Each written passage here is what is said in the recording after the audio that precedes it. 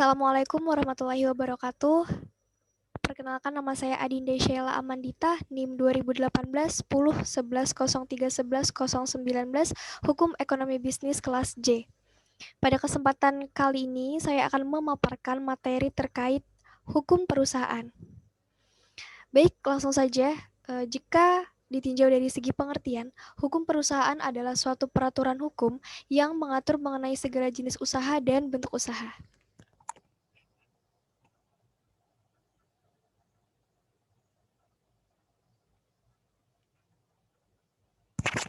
Untuk pelaku bisnis itu terbagi menjadi dua, yaitu perseorangan dan perkumpulan.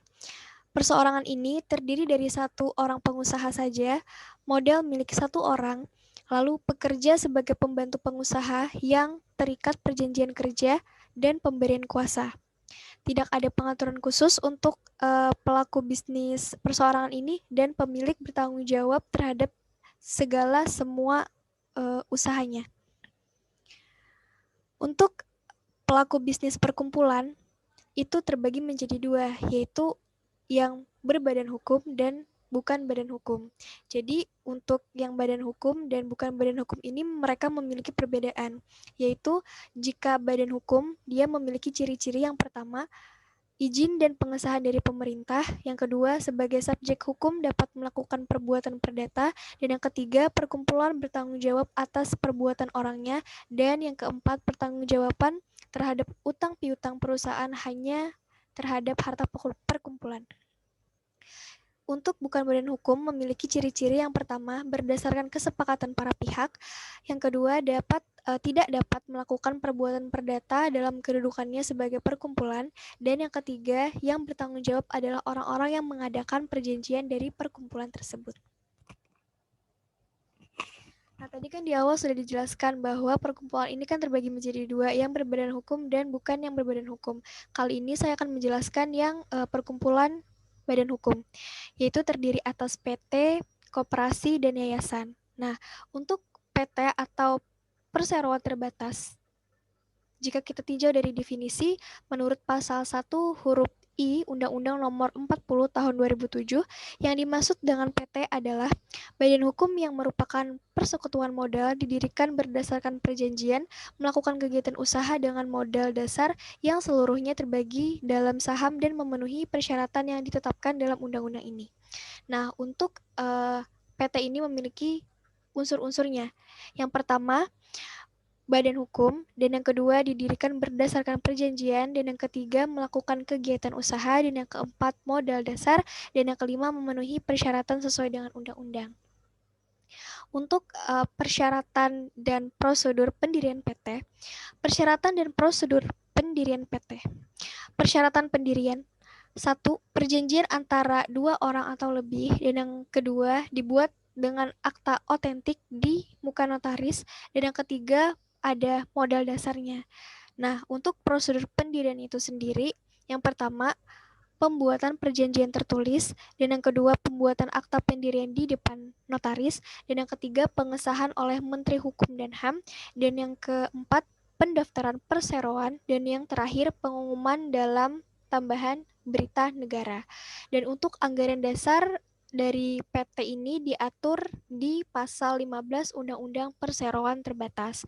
Dan untuk pengaturan mengenai permodalan dan saham perseroan itu ada di Undang-Undang Nomor 40 Tahun 2007. Nah, untuk PT itu sendiri mereka memiliki keunggulan, yaitu salah satu institusi terletak pada kedudukannya sebagai badan hukum. Oleh karena itu, PT merupakan subjek hukum yang mempunyai nilai lebih dibandingkan dengan badan usaha lainnya, baik dari aspek perekonomian maupun aspek hukum. Baik, selanjutnya saya akan menjelaskan mengenai koperasi. Untuk definisinya itu sendiri, diatur dalam Undang-Undang Nomor 25 Tahun 1992 tentang perkoperasian sebagai pengganti Undang-Undang Nomor 12 Tahun 1967. Dalam pasal 1 angka 1 Undang-Undang Perkoperasian dinyatakan pengertiannya sebagai berikut. Badan usaha yang beranggotakan orang atau badan hukum koperasi yang melandaskan kegiatan berdasarkan prinsip koperasi sekaligus sebagai gerakan ekonomi rakyat yang berdasarkan atas kekeluargaan. Nah, untuk uh, tata cara pendirian koperasi itu sendiri ada 2 tahap, yaitu rapat pembentukan dan permohonan pengesahan. Jika rapat pembentukan itu hanya bisa dilakukan oleh minimal 20 orang calon anggota. Dalam rapat pembentukan perlu diputuskan adalah akta pendirian dan anggaran dasar. Lalu tahap yang kedua, permohonan pengesahan. Dilakukan secara tertulis oleh para pendiri kepada pemerintah, baik Menteri Koperasi dan UKM, dengan melampirkan yang pertama berita acara pembentukan dan yang kedua akta pendirian. Untuk pengaturan mengenai perangkat organisasi koperasi itu diatur pada pasal 21 Undang-Undang Nomor 25 Tahun 1992 begitu. Lalu untuk perbedaan koperasi dengan badan usaha lainnya itu terletak pada para pihak. Jika koperasi itu orang-orang yang tidak bermodal sehingga untuk mendapatkan modal yang besar harus banyak anggotanya. Untuk badan usaha lain itu tidak perlu banyak jumlahnya karena masing-masing mempunyai modal yang besar. Dan berdasarkan perbedaannya lagi itu ada di tujuannya. Untuk koperasi itu sendiri untuk kemakmuran bersama, yakni kebutuhan masing-masing anggota. Dan kalau badan usaha itu dia kan tujuannya untuk mencari keuntungan. Lalu perbedaan selanjutnya itu ada di pembagian hasil usaha. Untuk koperasi itu sendiri, pembagian hasil usaha dibagikan kepada semua orang anggota sebanding dengan jasa usaha yang dilakukan oleh masing-masing anggota setelah dikurangi dengan dana cadangan. Untuk badan usaha lain itu dia pembagian hasil usaha atau keuntungan akan dibagi sebanding dengan jumlah pemasukan modal. Gitu. Nah, selanjutnya saya ingin menjelaskan mengenai yayasan. Ditinjau dari segi pengertiannya, yayasan adalah badan hukum yang terdiri atas kekayaan yang dipisahkan dan diperuntukkan untuk mencapai tujuan tertentu di bidang sosial, keagamaan, dan kemanusiaan yang tidak mempunyai anggota. Lalu untuk prosedur pendiriannya itu tahap pertama, pendirian ini prosesnya melalui akta notaris kecuali untuk orang asing diatur dengan peraturan pemerintah. Lalu tahap keduanya yaitu pengesahan status badan hukum yayasan. Setelah mendapatkan akta pendirian lalu disahkan oleh Menteri Hukum dan HAM. Lalu tahap ketiga yaitu proses pengumuman. Yayasan yang telah berbadan hukum harus diumumkan dalam tambahan berita negara. Nah, untuk yayasan itu sendiri dia bergerak dalam bidang sosial, keagamaan, dan kemanusiaan. Selanjutnya saya akan menjelaskan mengenai perkumpulan yang bukan badan hukum. Jadi perkumpulan yang bukan badan hukum itu juga terdiri ataupun terbagi menjadi 3. Persekutuan Perdata, Firma, dan CV. Nah, untuk persekutuan perdata itu sendiri, untuk definisi ataupun pengertiannya, menurut pasal 1618 BW, perseroan perdata adalah suatu persetujuan antara 2 orang atau lebih yang berjanji untuk memasukkan suatu ke dalam perseroan dengan maksud supaya keuntungan yang diperoleh dari perseroan itu dibagi di antara mereka. Lalu untuk pasal 1619 BW, perseroan perdata harus ditunjukkan pada sesuatu yang halal dan diadakan untuk kepentingan bersama para anggotanya. Masing-masing anggota wajib memasukkan uang, barang, atau usaha ke dalam perseroan itu. Nah, untuk dari segi bentuk kerjasama dia ini paling sederhana. Kenapa? Karena yang pertama tidak ada penetapan jumlah modal, dan yang kedua boleh menyumbangkan tenaga saja, dan yang ketiga lapangan pekerjaan tidak dibatasi, lalu didirikan secara lisan dengan akta pendirian, lalu syarat tertulis dengan akta notaris tidak diatur oleh undang-undang. Seperti itu. Nah, selanjutnya saya akan menjelaskan mengenai perkumpulan badan hukum firma. Untuk definisi daripada firma itu adalah suatu bentuk persekutuan antara 2 orang atau lebih untuk menjalankan badan usaha di bawah satu nama yang digunakan bersama. Firma terdiri dari anggota minimal sebanyak 2 orang dan setiap anggota firma memiliki tanggung jawab penuh atas badan usaha ini. Nah, untuk pendirian firma itu sendiri didirikan dengan akta notaris dan didaftarkan di Kepanitraan Pengadilan Negeri di daerah hukum di mana firma berdomisili dan harus diumumkan dalam lembaran berita negara Republik Indonesia. Untuk tujuannya, pendaftaran dan pengumuman akta tersebut adalah agar pihak ketiga yang mengadakan hubungan hukum dengan firma dapat mengetahui secara benar dengan siapa harus bekerja sama.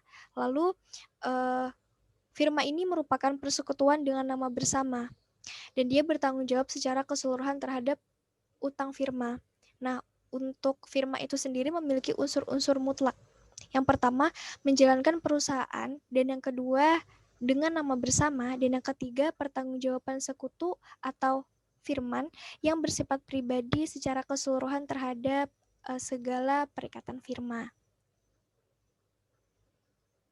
Oke, untuk cara pendirian firma itu sendiri, yaitu terdiri atas perjanjian konsensual dan akta notaris. Jadi pada firma hanya terdapat sekutu kerja yang namanya firman. Nah, untuk firma itu sendiri memiliki ciri-ciri. Yang pertama, menjalankan perusahaan, dan yang kedua dengan nama bersama, dan yang ketiga adanya tanggung renteng, dan yang keempat masing-masing sekutu dapat mengikat firma dengan pihak ketiga. Dalam hal ini terdapat kesulitan peran dan tanggung jawab anggota firma. Yang pertama, setiap anggota firma selalu mempertaruhkan seluruh harta kekayaan pribadinya terhadap segala tindakan yang berkaitan dengan tanggung jawab firma. Dan yang kedua, keanggotaan firma bersifat perorangan sehingga tidak dapat dialihkan kepada pihak lain, yang mana berakibat pada kelangsungan hidup firma ini. Lalu yang terakhir saya akan menjelaskan mengenai CV. Nah, untuk definisi CV itu sendiri diatur pada pasal 19 KUHD yang menjelaskan di sana bahwa perusahaan komanditer adalah suatu perseroan untuk menjalankan suatu perusahaan yang dibentuk antara satu orang atau beberapa orang peseroh yang tanggung-menanggung bertanggung jawab untuk seluruhnya atau solider pada satu pihak dan satu orang lebih sebagai pelepas uang pada pihak yang lain. Nah, untuk CV itu sendiri memiliki kebaikan dan keburukan.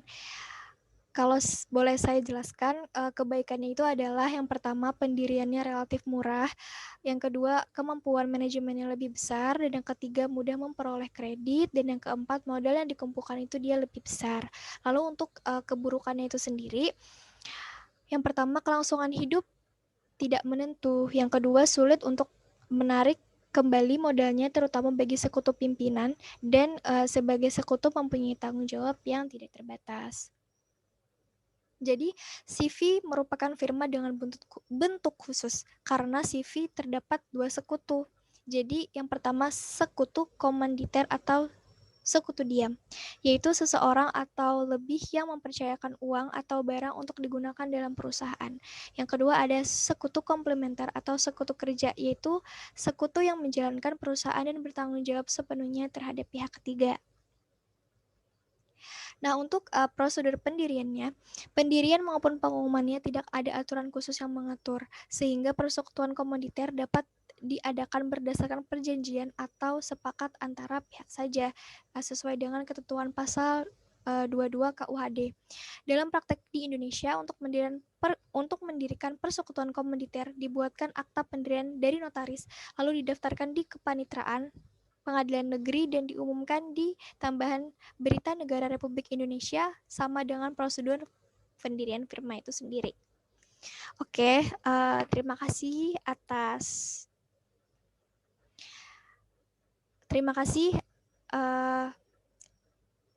kalian sudah menonton video ini. Semoga bisa bermanfaat. Wassalamualaikum warahmatullahi wabarakatuh.